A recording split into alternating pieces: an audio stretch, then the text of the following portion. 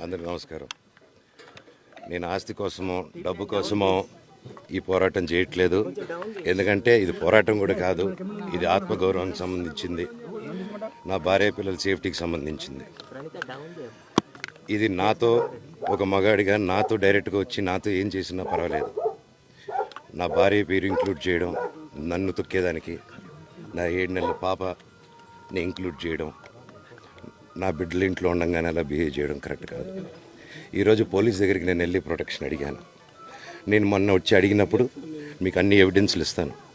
SI గారు ఇక్కడి నుంచి వచ్చి నేను ఇస్తాను సార్ ప్రొటెక్షన్ చూపించాను. బౌన్సర్లు అందరూ అక్కడికి కొండ దాక్కున్నారని చూపించాను. అది కొంచెం చూసి ఓకే సార్ మీరు ధైర్యంగా ఉండండి, మేము ఎక్కడికి వెళ్ళట్లేదని చెప్పి మాట్లాడి పారిపోయారు. ఇప్పుడు కానిస్టేబుల్స్ వచ్చి అందరినీ నా మనుషులను అందరినీ భయపించి ఇప్పుడు వాళ్ళ పేర్లు తీసుకొని బెదరగొట్టి మా మనుషులు పంపించేసి